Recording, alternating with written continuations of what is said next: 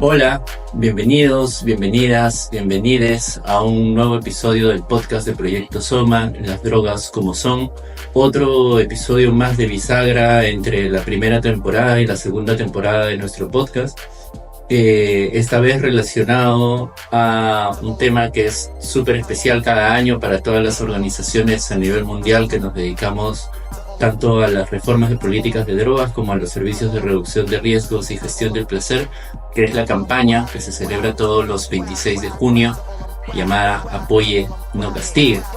Para quienes no conocen o no están familiarizados con esta campaña, Apoye no castigue es una iniciativa global que promueve la reducción de daños y las políticas que priorizan la salud pública y los derechos humanos en torno a las drogas. Es a la vez también una contracampaña al Día Internacional de la Lucha contra el Uso Indebido y el Tráfico Ilícito de Drogas de las Naciones Unidas, una celebración que, por el contrario, celebra el prohibicionismo que implementa justamente las políticas punitivas, ¿no? Esta no es la primera vez que Proyecto Soma participa de esta campaña. En años anteriores, desde hace 3 años, 4 años, si no me equivoco, venimos participando de esta campaña. Antes de comenzar a contarles un poco más, me presento, mi nombre es Raúl Lescano. Mi nombre es Esteban Acuña. Mi nombre es Francesca Brivio. Y yo soy Humberto Rotondi. Como les decía, la campaña Apoye no castigue es una campaña muy importante para las organizaciones a nivel mundial, pero sabemos que, el público en general no está muy familiarizado con esta campaña, y lo que trataremos de hacer ahora es contarnos un poco de qué se trata y algunas cosas que hemos ido aprendiendo y que nos resuenan desde que venimos participando de esta, ¿no? Voy a empezar un poco por poner un poco en contexto, ¿no? Tenemos 2 campañas. Está la campaña por el Día Internacional de la Lucha contra el Uso Indebido y el Tráfico Ilícito de Drogas. Para un poco de contexto, esto empieza en 1987 y se conmemora por ser el último día de la Conferencia Internacional sobre Abuso de Drogas y Tráfico Ilícito desarrollada en Viena entre el 17 y 26 de junio de 1987. Para ponernos un poco detrás de cuáles fueron las razones, cuáles fueron los motivos por la creación, existe la resolución 42-112 de ese año de Naciones Unidas, que lo que dicen con establecer esta fecha lo que querían era lograr, y cito, una sociedad internacional libre de abuso de drogas a través de generar acciones universales como una expresión de la voluntad política de las naciones para combatir la amenaza de las drogas y como un medio para atacar el serio y complejo problema internacional de drogas en todas sus formas. Y bueno, como saben, Apoye no castigue es más una contracampaña contra esto, ofreciendo alternativas no punitivas, ¿no?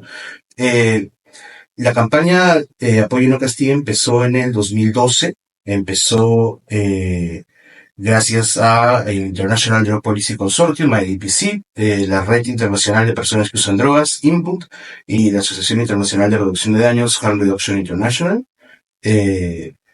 Básicamente es una contracampaña para manifestar que existen alternativas, ¿no? Y me gustaría empezar con la idea con la reflexión de qué campaña ha generado más impacto, y si vemos cómo una ha afectado a la otra, cómo la contracampaña ha afectado a la campaña. Entonces, tenemos las campañas de la ONU que son temáticas año por año. Entonces, empezamos en 1997, el título era Acción para combatir el flagelo de las drogas. Y así vamos pasando por el tiempo y vemos, no sé, los jóvenes tienen la clave para un mundo libre de drogas en el siglo XXI, 1998, en el 2000, enfrentándose a la realidad, negación, corrupción, violencia, 2001, que es un clásico, el deporte contra las drogas, el 2012, el cura VIH, en el 2003, hablemos sobre droga, en el 2004, drogas, el tratamiento si funciona, 2005, más agresivo todavía, valórate, opta por lo sano, 2006, las drogas no son un juego de niños, y acá empiezan 3 campañas que tienen el mismo nombre, 2007, 2008, 2009, son Controla las drogas tu vida, ese es el título de la campaña, 2010, piensa en salud, no drogas, y así continúan hasta que llegamos más o menos al 2012, que es cuando empieza a haber esta incidencia, por más que previamente lo hubo, pero cuando se empieza a organizar esta campaña, ¿no?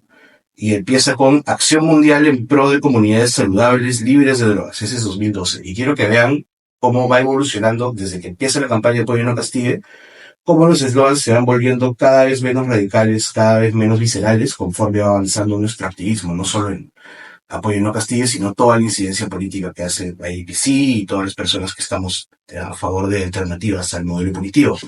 Entonces, 2014, con nuestra cooperación, podemos proteger a nuestras generaciones, menos agresivo. 2015, vamos a desarrollar nuestras vidas, nuestras comunidades, nuestras identidades, por supuesto, sin droga. Y así como en el 2007 a 2009, la campaña era la misma, controla las drogas tu vida. De 2016 a 2018, la campaña es la misma también, pero es escucha primero. Ahí podemos empezar a ver cierto progreso, a pesar de la resistencia. De ahí tienes salud para la justicia, justicia para la salud, mejor conocimiento para un mejor cuidado, voy saltando por años, ¿no? Y eso nos deja las últimas. Mientras más exitosa se vuelve la campaña Apoyo No Castigue, más le bajan el tono. 2022, abordar los desafíos vinculados a las drogas en crisis sanitarias y humanitarias. Ya no es las drogas en general como un problema. Ya son crisis puntuales que ocasionan el problema de las drogas. 2023, las personas primero. Basta de estigmatización y discriminación. Reforcemos la prevención. Siguen diciendo reforcemos la prevención, pero ya ven cómo va mutando para bien. Y 2024, la evidencia es clara. Debemos invertir en prevención. Entonces, eso, solamente quería empezar con esa reflexión en la conversación, ¿no? Que mientras más ha ido creciendo Apoyo No Castigue, más ha ido bajando las revoluciones, la campaña mundial de la ONU. El activismo Apoyo No Castigue ha funcionado más allá del enorme trabajo que han hecho de trabajo de campo, de ayudar a organizaciones con los generosos fondos que dan para hacer las actividades, más allá de las actividades en sí, que logran un montón de incidencia, y de eso ya hablaremos después, han logrado cambiar el discurso de drogas, y eso se ve reflejado en cómo la campaña temática de las Naciones Unidas ha ido cambiando conforme IPC ha ido avanzando. ¿Y creen que hay más gente que conoce cuál campaña? Eso es, una muy buena pregunta, porque yo diría que todavía se conoce más la campaña de las Naciones Unidas por el hecho de ser las Naciones Unidas, ¿no? Creo que incluso Esteban había visto un cartel en la calle de la campaña en Perú. Claro, en la Universidad Cayetano Heredia, ¿no? Con el típico eslogan "Di no a las drogas". Y que bueno, después supimos que estaba como respaldado por una institución de carácter religioso, ¿no? Creo que un poquito también confirmaba o confirma esto, pues la tendencia a poner por delante el abstencionismo como forma de relacionarse con las drogas desde la prohibición. Sí. Y bueno, y eso también me hace pensar en una discusión tan cargada de eslóganes y de frases hechas, que tanto se traduce, digamos, esos cambios de eslóganes desde lo más punitivo a lo menos punitivo, si se quiere, en la realidad, digamos. Sí, yo diría eso, ¿no? Que la ONU, por el hecho de ser la ONU, muchas veces asociamos a la ONU con cosas muy positivas, ¿no? Mejor vida para refugiados, mejores derechos humanos, pero en el caso de política de drogas, más bien, recién están empezando a ser parte de la solución porque empezaron siendo parte del problema, ¿no? Yo diría que más gente conoce la campaña de Naciones Unidas por el hecho de que, no sé, creo que todos los colegios han celebrado ese día de alguna manera, ¿no? Porque tienen más recursos, ¿no? Muchos más recursos, mucha más llegada, pero yo creo que desde el Apoyo No Castigue estamos ayudando a que se relaje un poquito de la llegada. El Día Internacional de la Lucha contra el Uso Indebido y el Tráfico Ilícito de Drogas de las Naciones Unidas se aterriza o se traduce en la estrategia de la guerra contra las drogas, hace medio siglo, lanzada por Estados Unidos, que, digamos, ofrece esta idea de que frente al consumo en Estados Unidos la manera de controlarlo era justamente controlando la oferta, ¿no? Y eso implicaba pues también una injerencia de Estados Unidos como líder de esta guerra contra las drogas y su intervención en países productores como América Latina. Y sabemos, y lo hemos comentado mucho en Soma, cómo ha afectado a pues los eslabones no violentos de la cadena de narcotráfico, desde cultivadores en la selva peruana, y esto se repite también en Colombia, en Bolivia, que son países también productores de hoja de coca. Y esto también trae consigo el castigo a las personas que consumen también. Es decir, las que la producen y también quienes consumen. En Perú, por ejemplo, el 55% de las detenciones por ley de drogas fueron a usuarios de drogas, ¿no? Cuando la posesión de cantidades para uso personal no es delito. En Argentina, más o menos la misma lógica. 3 de cada 4 causas por infracción a la ley de drogas son por tenencia para consumo personal. Y pese a que muchas de estas causas terminan siendo archivadas, la policía sigue deteniendo a los consumidores.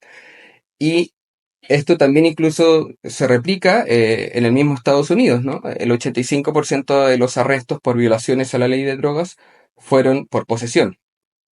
Y los detenidos siguen ciertos patrones en los que pues pasan por distintas cárceles, pasan a libertad condicional, luego no pueden conseguir empleo, son discriminados y entran como en un círculo vicioso, ¿no? Entonces, obviamente que la pregunta cae de cajón, ¿no? Si esta es la forma más efectiva de combatir el narcotráfico y la inseguridad ciudadana. Porque las drogas siempre han sido consideradas como una causa de la inseguridad, ¿no? Esta estrategia de la guerra contra las drogas se ha presentado también como una excusa para instaurar cierta sensación de seguridad, ¿no? Y abre la puerta para que empiecen a aparecer estas políticas de manos duras, ¿no? Y que se convierten finalmente en políticas bastante populares, especialmente en materia de drogas, ¿no? Incluso si es que su aplicación carece de sentido, ¿no?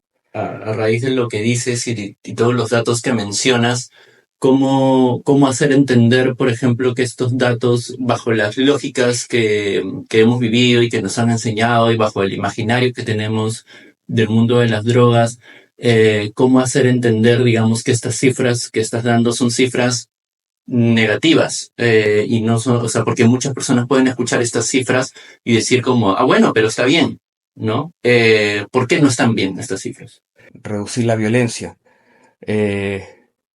reducir incluso la oferta. Nada de eso se ha conseguido. Estas cifras revelan finalmente que pareciera que todos los esfuerzos están destinados a una causa que no está siendo, digamos, el problema central.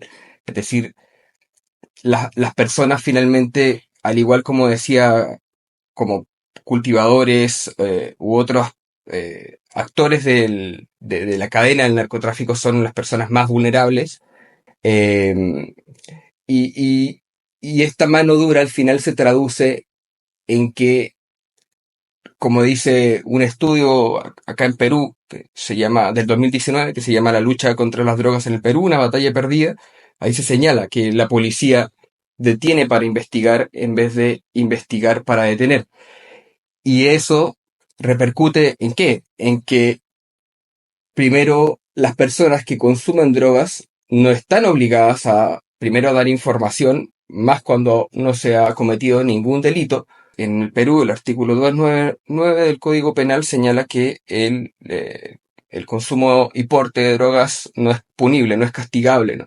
Entonces, finalmente, si la policía, pese a ello, insiste en probar, digamos, que la guerra contra la droga funciona deteniendo usuarios con pequeñas cantidades de droga, como para demostrar que esta guerra está avanzando de alguna manera, pues esta evidencia nos demuestra que estamos en un círculo vicioso en el que los más perjudicados terminan siendo las personas usuarias, pues se vulneran los derechos fundamentales de las personas, porque el hecho de que tú estés consumiendo cuando no es delito y que se acerque un policía a detenerte, muchas veces de manera agresiva, obviamente que ahí hay una vulneración importante, ¿no?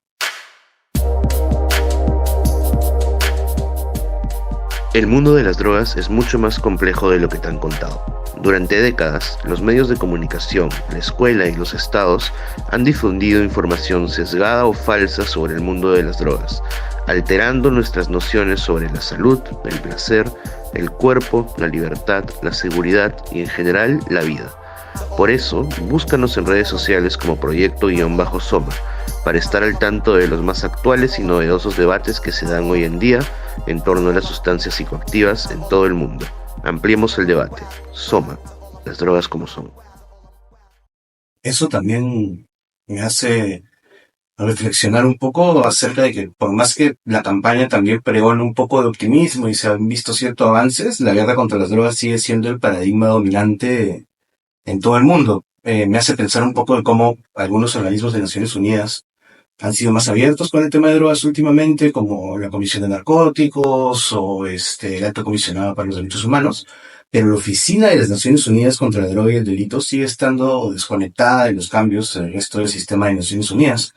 Este año salió el Informe Mundial de Drogas y toca temas importantes y ciertos como la peligrosa alza del comercio de cocaína, estimulantes de tipo anfetamínico y opioides sintéticos, pero no cuestiona ni una sola vez los impactos reales y terribles que las políticas de drogas han tenido en la salud, en los derechos, en la seguridad de las personas en todo el mundo.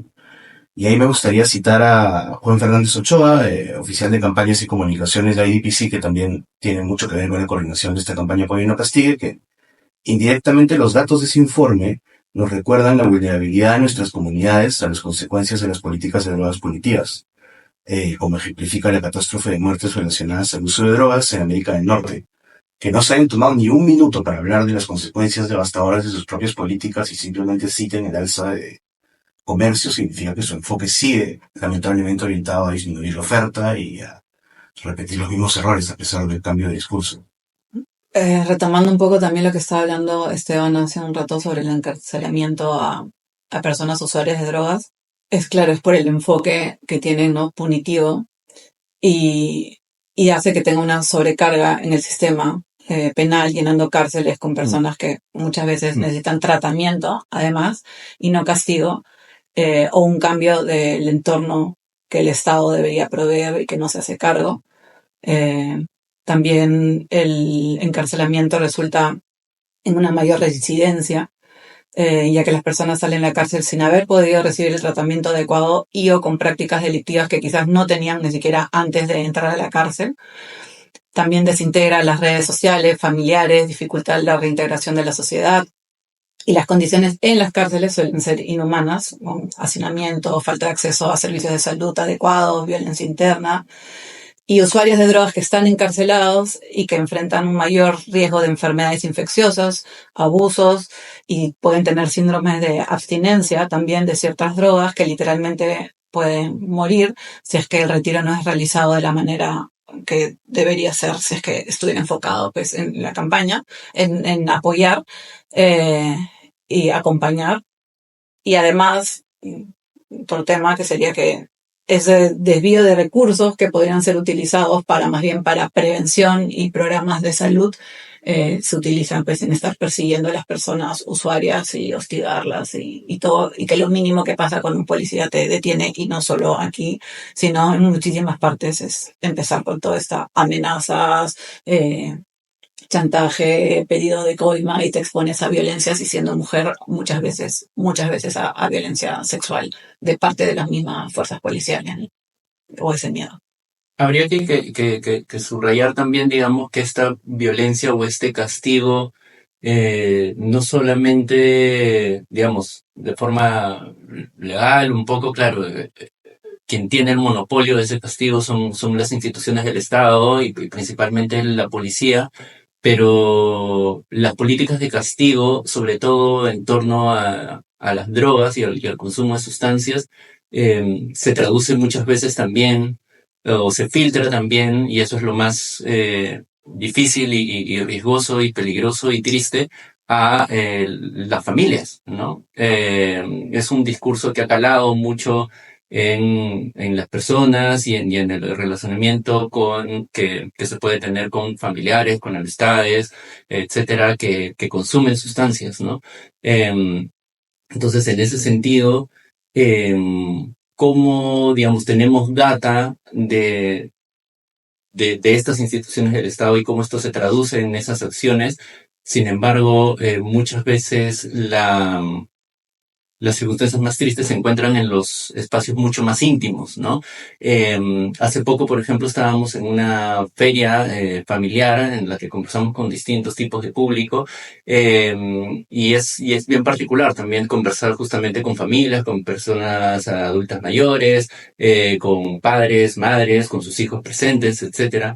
Y alguno de los argumentos, por ejemplo, que nos decían era de que muchas personas, por ejemplo, cuando se consume drogas, pues uno termina yéndose de casa para poder seguir consumiendo, ¿no? Y esta es una lógica y un entendimiento del problema que muchas veces es al revés, ¿no? Muchas veces es más bien la falta de apoyo y la falta de posibilidad de hablar de estos temas en la casa los que terminan expulsando a las personas de esos espacios seguros como pueden ser el hogar, y que muchas veces además el hogar no es un espacio seguro no solamente por haber un consumo o no de sustancias, como contaba Luana Manero en la entrevista que le hace Fran en la primera temporada que tenemos del podcast sobre feminismo y consumo de sustancias. Ella misma, por ejemplo, fue víctima de eso, ¿no? De cómo, digamos, en su familia estaba instaurada la idea del castigo como la forma normal de enfrentar un consumo de sustancias en el hogar, ¿no? Y ella misma hace un estudio al respecto sobre personas y mujeres que consumen crack y que tienen vida de calle. Y la mayoría de personas, pues al final estaban en la calle no por el consumo de sustancias, sino justamente por violencias internas que vivían en sus hogares, y cómo las sustancias terminan siendo más bien una vía para poder sobrevivir en dinámicas mucho más difíciles como pueden ser la calle, ¿no? Entonces pensaba mucho en eso, ¿no? Cómo salirnos y dar a entender, digamos, que este no es únicamente un problema de instituciones así como la policía o el Ministerio de Justicia o etcétera, sino que es una idea que está como muy instaurada en la cotidianidad de las familias, ¿no? Y eso puede ser como lo más difícil de cambiar, ¿no? Y un poco en línea eso de las familias y de dar cuidados para la gente que lo tiene un poco claro y que no, quería contarles un poco de qué se trata la reducción de riesgos, porque creo que es un término que se escucha mucho, que lo estamos usando ahora y en general se está, espero que cada vez poniendo más de moda, y cómo el trabajo de reducción de riesgos es una forma de aplicar el título de esta campaña, que es apoyar, ¿no? Acompañar y no castigar. El trabajo de reducción de riesgos es una forma de brindar apoyo a las personas usuarias de drogas. Las asociaciones que trabajamos en reducción de riesgos y gestión del placer intentamos estar a la vanguardia de la innovación en políticas de drogas con enfoques basados en evidencia y centrados en el ser humano.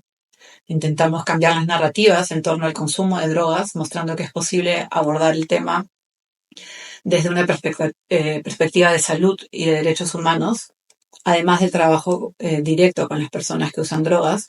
Espero que juguemos un papel valioso también en la defensa de las políticas que sean más justas y en la educación en la sociedad en general sobre la importancia de un enfoque basado en la reducción de riesgos y gestión del placer.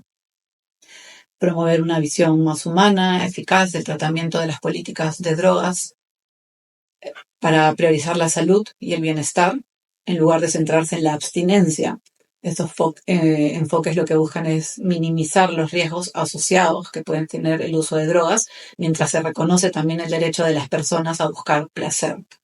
Es ofrecer información, recursos para que personas puedan tomar decisiones informadas y seguras sobre su consumo. Se les da información vital sobre la composición de las sustancias, los métodos seguros de consumo, los efectos principales, las dosis de intoxicación, entre otras cosas. Distribuimos condones también, ayudando a prevenir infecciones y otras complicaciones de salud, además de embarazos no deseados. Y buscamos crear espacios donde las personas usuarias de drogas puedan sentirse seguras y apoyadas. Ofrecer un entorno libre de juicio, donde las personas puedan hablar abiertamente sobre las experiencias y recibir el apoyo que necesitan. empoderar a las personas dándoles herramientas y conocimientos para que puedan tomar el control de su propio bienestar, proporcionarles opciones y respetar las decisiones individuales. Creo que eso es muy importante. La autonomía y la responsabilidad personal. Y creo que se busca con ese enfoque reconocer la humanidad en cada elección, en cada búsqueda de placer, salvando vidas y dignificando experiencias, que también me parece importante la dignificación de una persona usuaria de drogas por los prejuicios que tiene de la sociedad y muchas veces propios. Abrazamos el propósito ofreciendo claridad y las personas que no sean juzgadas sino escuchadas. No hay castigo, sino apoyo. Y en ese apoyo encontrar no solo seguridad, sino también lo que vengo diciendo, ¿no? La posibilidad de un disfrute y en cada intercambio tejer una red de cuidado que muchas veces sostiene a aquellas personas que la sociedad muy seguido marginaliza, estigmatiza y a veces hasta olvida que son las personas usuarias de drogas. Y no solo prevenir los riesgos, sino también celebrar la complejidad de la vida en general, una persona usuaria, ¿no? Su dolor y su alegría.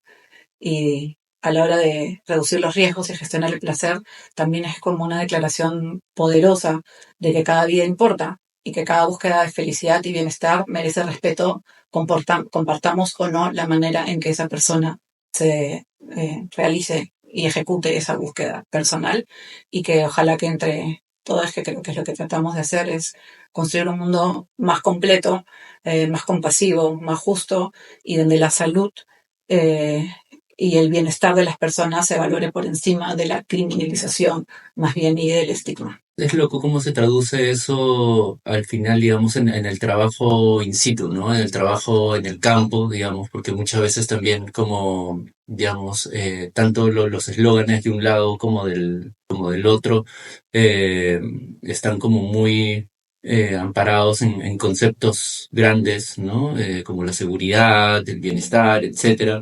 Eh, y cómo se traduce eso en la vida de las personas, en los cuerpos, en las emocionalidades, es como, es bien interesante, ¿no?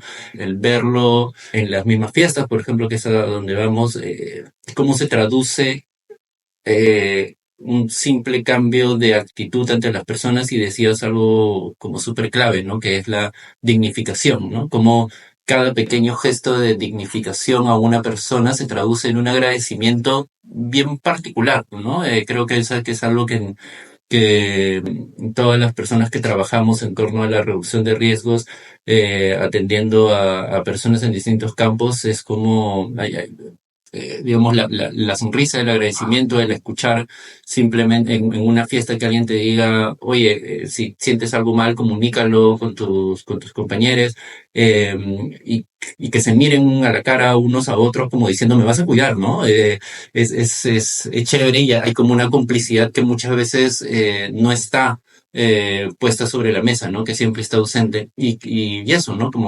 Como cada pequeño gesto se puede traducir en esa dignificación que mencionabas, ¿no? Y me parece interesante también cuando estamos trabajando en fiestas o en distintos eventos, cómo a la gente cuando ve lo que hacemos le parece súper lógico el trabajo de lo que hacemos. Y eso se contrapone también con lo lógico que le puede resultar para una persona que amonesten, encierren en cárceles o detengan a personas que portan o venden pequeñas cantidades de droga, ¿no? Mucha gente puede decir, pues está bien, porque han habido casi 50 años donde te han repetido que pues las personas que consumen drogas son una amenaza, ¿no? Para la sociedad, son un peligro, y eso ha justificado obviamente millonarias inversiones, como decías en algún momento, Fran, para perseguir la producción y el comercio, con el objetivo de erradicar el consumo, que ya sabemos que es algo súper idealista, digamos, pero definitivamente la gente de alguna manera se da cuenta de que esta estrategia de detener, de castigar, no está llegando a su objetivo, ¿no? Y por eso creo que le hace tanto sentido también este otro abordaje, ¿no? El que hacemos en las fiestas. Y me parece importante esto de dignificar justamente a las personas usuarias. Sí, y eso también me hace pensar un poco y ahora que estamos hablando un poco más de trabajo de campo y reducción de riesgos, cómo podemos aprender no solamente los unos de los otros, sino también de otros movimientos, ¿no? El uso de resistencia no violenta, los derechos civiles. Me hace pensar un poco en lo que dice Cassandra Frederick, la directora del Drug Policy Alliance, una ONG gringa muy importante en temas de política de drogas, probablemente la más grande. No hay naloxona para el racismo. Y eso es cierto, no hay naloxona para el capacitismo, no hay naloxona para la LGBTQ-fobia. En general, no hay naloxona para el estigma, ¿no? La naloxona es un medicamento que se usa para revertir o parar momentáneamente sobredosis de opioides. Y con decir no hay naloxona para el racismo se refieren a eso, ¿no? La reducción de riesgos debería abarcar no solamente la reducción de daños en sí, sino también las intersecciones, ¿no? Como de alguna manera lo exploramos en la primera temporada de nuestro podcast, que era la intersección de la reducción de riesgos con distintos temas como personas en situación de calle, también temas más científicos, pero acá estoy hablando más de temas sociales, ¿no? Como no basta con un trabajo de campo y ya, sino es el trabajo de campo mezclado con eso, ¿no? Porque estar conscientes de las intersecciones.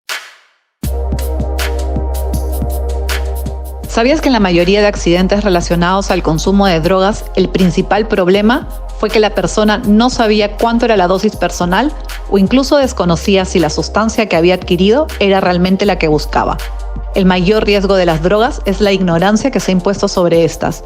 Por eso, en Proyecto Soma realizamos intervenciones informativas, capacitaciones, recolectamos datos sobre dinámicas de consumo para aportar a mejores políticas públicas y ofrecemos análisis para detectar adulterantes o suplantadores en las sustancias. Y así se pueden evitar malas experiencias o incluso la muerte. Si organizas fiestas, conciertos o eventos de otro tipo y estás interesada en nuestros servicios, búscanos en redes sociales como Proyecto-Soma y escríbenos. ¿Sabes cuidarte? Regula tu consumo. Soma, las drogas como son. Bueno, desde el 2018 en Soma venimos haciendo una recopilación de distintos artículos, los resumimos, seleccionamos cierta información relevante y la compartimos con nuestros seguidores, y a través de este trabajo nos hemos ido dando cuenta de cómo la guerra contra las drogas termina afectando principalmente a las personas usuarias.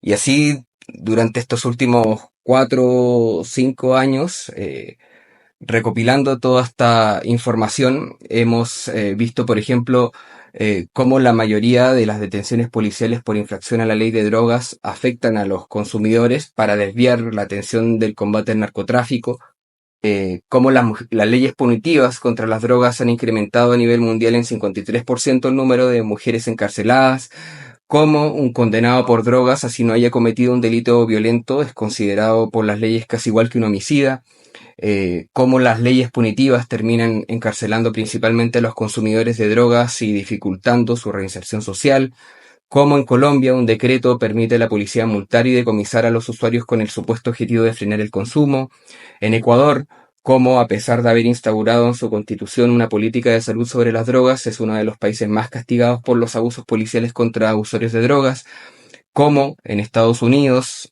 los arrestos por marihuana siguen ocurriendo pese a que se ha legalizado en más de 20 estados y termina afectando principalmente a las comunidades afroamericanas, o cómo la persecución policial impide que personas con problemas de abuso de drogas busquen ayuda en centros de salud, cómo el hacinamiento en las cárceles debido a la lógica policial de la lucha contra las drogas impide la reinserción social de las personas, cómo las actuales políticas de drogas afectan a las comunidades pobres y generan altos costos económicos en el mundo.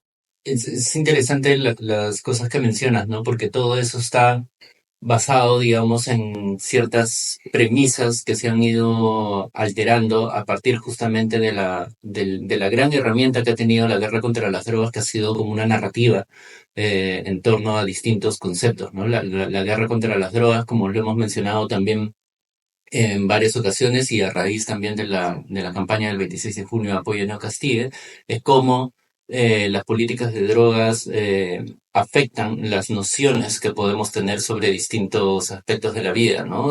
Alteran nuestra noción que tenemos sobre el cuerpo, sobre la libertad, sobre la salud, sobre el placer, etcétera. Entonces, en ese sentido, digamos, es difícil pensar, digamos, en la supervivencia de toda esta estructura prohibicionista sin haber alterado como todos esos conceptos, ¿no? Em, y tú justo mencionabas, ¿no? Hace un rato como cuando estamos en fiestas y le explicamos a la gente un poco de qué se trata la reducción de riesgos y la gestión del placer, y les parece como muy obvio, como con mucho sentido, como muy de sentido común, ¿no? Como cómo no se hacía esto antes, esto tiene como un montón de lógica, ¿no? Y en ese sentido, me parece que la campaña Apoye no castigue, el eslogan Apoye no castigue, me parece muy, muy potente en ese sentido, ¿no? Porque para empezar, no habla de drogas, ¿no? O sea, no menciona o hace, digamos, más allá, digamos, de que la explicación y su origen y su raíz, digamos, está enmarcada justamente como una contracampaña a las campañas prohibicionistas, el mismo eslogan, Apoye, no castigue, no dice la palabra drogas. Entonces, es un eslogan que se puede adaptar a muchas cosas, ¿no? De pronto, el día de la campaña Apoye, no castigue, mucha gente empezó a compartir el eslogan, y cuando, en redes sociales me refiero, ¿no? Y cuando veía que la gente lo compartía, no, como me entró la duda de si la gente sabía de qué se trataba la campaña, ¿no? Porque Apoyen no castigue puede ser también como una frase de esas pues que uno se encuentra en Instagram a veces sobre, no sé, formas más bonitas de vivir o qué sé yo, como estos eslóganes, ¿no? De los que estamos llenos actualmente. Y que no tienen que hacer como referencia a algo en concreto como para tener un sentido. Entonces, en ese sentido me parece que es muy potente, y me parece muy potente justamente porque va a una esencia que es lógica a simple vista, ¿no?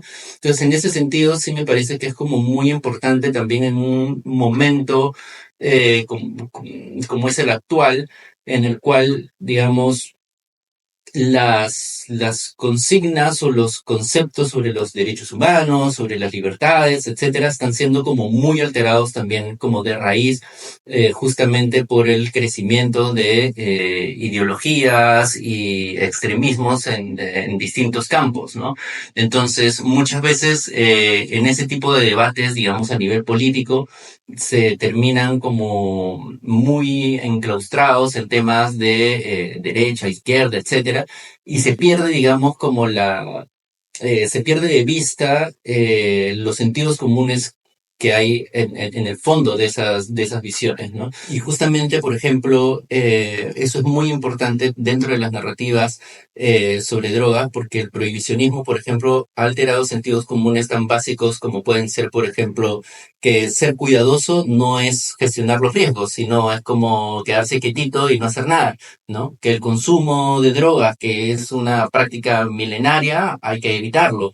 Que el placer no solamente no es como vital o brinda bienestar, sino que incluso puede ser considerado anormal, ¿no? Entonces, cuando hablamos de políticas de drogas, no hablamos necesariamente de estos sentidos comunes alterados, sino que hablamos acerca de cómo es necesario, de que hayan, no sé, como penas de cárceles distintas y diferenciadas para tal cosa, que la regulación de determinada sustancia debería ser de una manera y otra, pero en el fondo de todo eso hay sentidos comunes que me parece que son vitales de rescatar, y un eslogan como Apoye, no castigue, me parece que tiene como una fuerza súper particular en momentos como este, ¿no?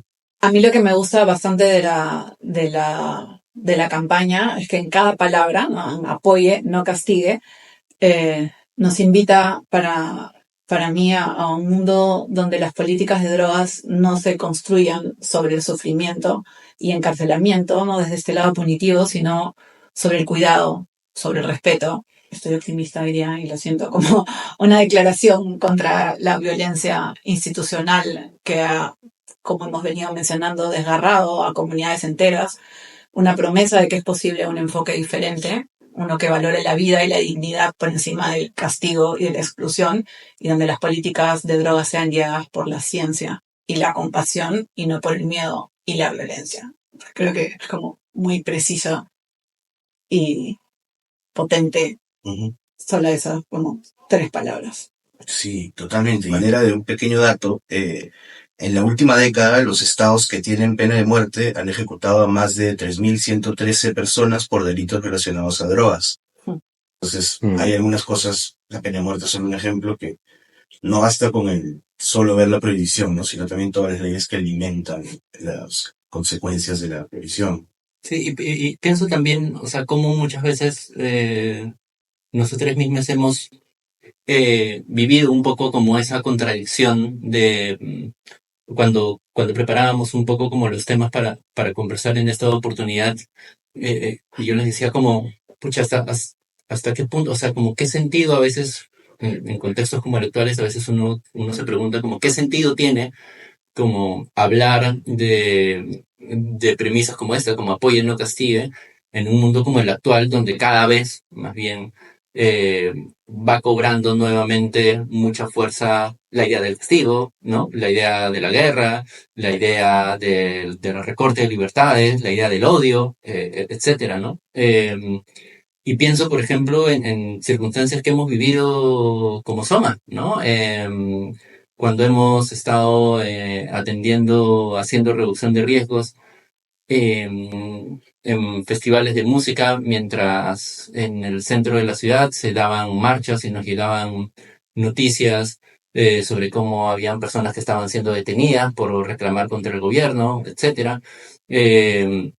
Sobre cómo la primera vez que fuimos a hacer servicios de reducción de riesgos tuvimos que llegar entre bombas lacrimógenas porque también habían marchas justamente en contra de las muertes que habían habido producto de las protestas y la represión policial que había habido en las protestas contra el gobierno actual en Perú.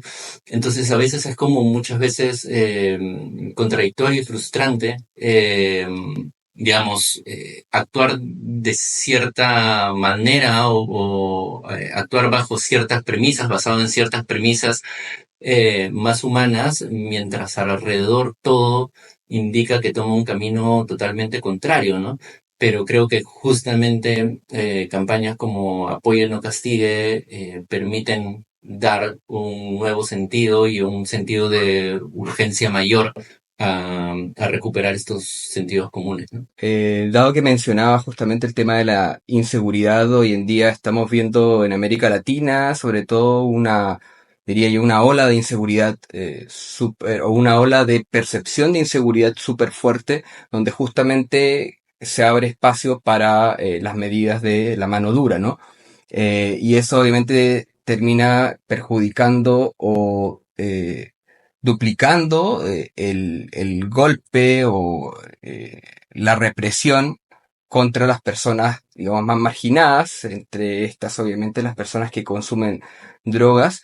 Y claro, Apoya no castigue, me parece que es una oportunidad súper importante en la que justamente la sociedad civil y no las autoridades tratamos de generar espacios para cambiar las narrativas, cambiar los enfoques de abordaje a las personas que consumen drogas, porque obviamente justamente en medio de esta sensación de inseguridad pareciera que ninguna de estas perspectivas va a cambiar, más bien pareciera que se van a endurecer más y que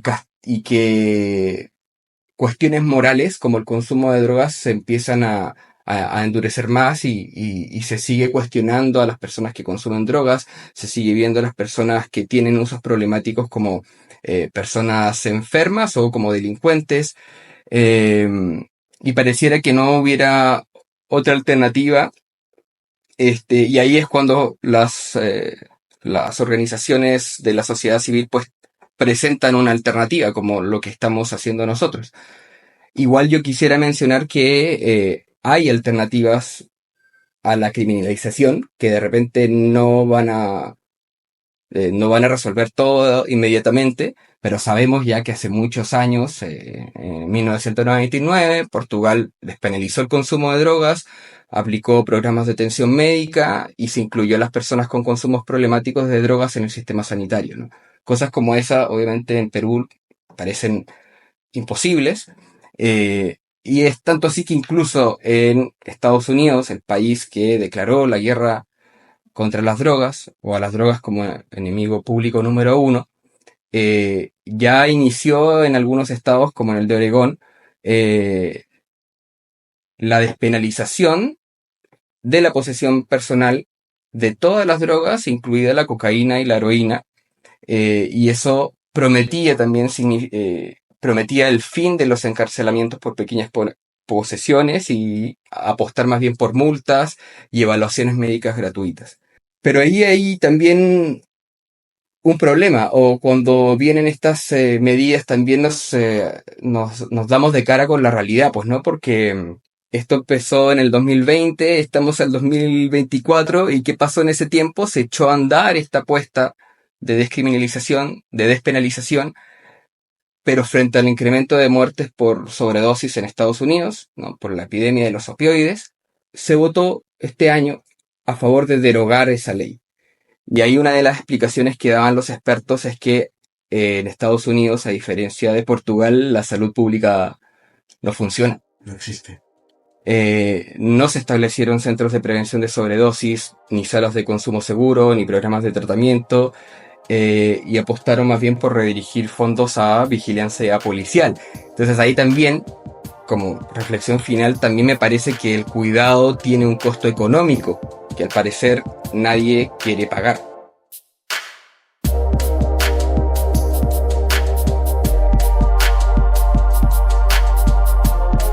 Antes de terminar, me gustaría aprovechar para agradecer a la campaña y a los organizadores de la campaña, al International Drug Policy Consortium y al equipo que nos guió y nos ayudó. Este episodio ya gracias al generoso apoyo de esta campaña. También agradecer a Juan Fernández Ochoa y Elish Brennan por la guía y en general aprovechar para invitar al público a unirse a la campaña, estar pendiente. Hay pequeños pero significativos fomentos económicos para que ustedes puedan hacer sus propias campañas todos los 26, todos los años. Y también invitarles a seguir a Soma, a escuchar todos los episodios que tenemos de Las Drogas Como Son. Se viene una segunda temporada, tenemos toda una primera temporada y este sería nuestro segundo episodio especial. Y gracias por escucharnos. Pueden seguirnos en Proyecto-Soma o en nuestra web www.proyectosoma.com. Sabes cuidarte, regula tu consumo. Soma, las drogas como son.